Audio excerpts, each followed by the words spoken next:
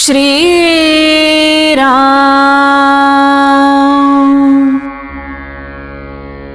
संत हे चालते बोलते देवच आहेत. व्यवहारात ज्याला चांगलं वागता आलं नाही त्याला नाही कळणार परमार्थ. व्यवहारात झालेल्या गोष्टींचा मनावर परिणाम होऊ देणार नाही असा निश्चय करावा आणि सद्गुरु आज्ञा प्रमाण मानून तो तडीस न्यावा. साधनावर जोर द्यावा. स्वतः कोण याची ओळख करून घ्यावी. भगवंतापर्यंत कोणी नाही हे कळलं म्हणजे मी कोण हे कळतं. निर्गुण जरी समजलं ना तरी सगुण सोडू नये.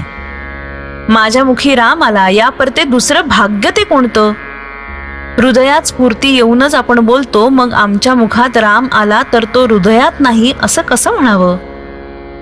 तुम्ही मला उपनिषदातलं सांगा म्हटलं तर कसं सांगू. ज्याने जे केलं तेच तू सांगणार. एक गुरु आज्ञापालन याशिवाय दुसरं काहीच मी केलेलं नाही तर दुसरं काय सांगणार. संतांचा समागम केला म्हणजे आपण मार्गाला लागतो.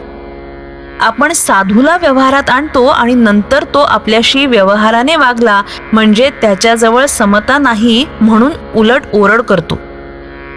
संत हे देहाचे रोग बरे करत नसून त्या रोगांची भीती नाहीशी करतात. संत हे चालते बोलते देवच आहेत. संतांच्या देहाच्या हालचालींना महत्व नाही. भगवंताचं नाम सिद्ध करून देणं हाच संतांचा जगावर सगळ्यात मोठा उपकार आहे. हजारो लोक भगवंताच्या नामाला लावणं हेच खरं संतांचं कार्य. संतांचा कोणताही मार्ग हा वेदांच्या आणि शास्त्राच्या उलट असणं शक्यच नाही. संत सूर्यासारखे जगावरती स्वाभाविक उपकार करतात.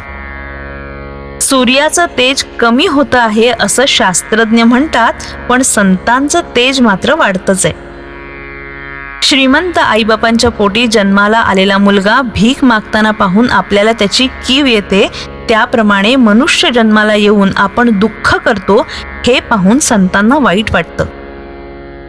एकूण योनी इतक्या आहेत की त्यामध्ये मनुष्य जन्म येणं कठीण. मनुष्य जन्म येऊन भगवंताची प्राप्ती झाली नाही तर जीवाचं फार नुकसान आहे.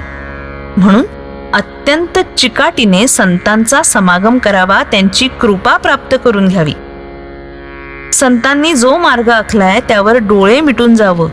पडण्याची अडखळण्याची भीतीच नाही. आपण प्रपंचात इतके खोल जातो की संतांची हाक ऐकूच येत नाही. ती ऐकू येईल इतक्या तरी अंतरावरती असावं. संत वचनावरती विश्वास ठेवूया म्हणजे भगवत प्रेम लागेलच. ते लागल्यावर विषय प्रेम कमी होईल.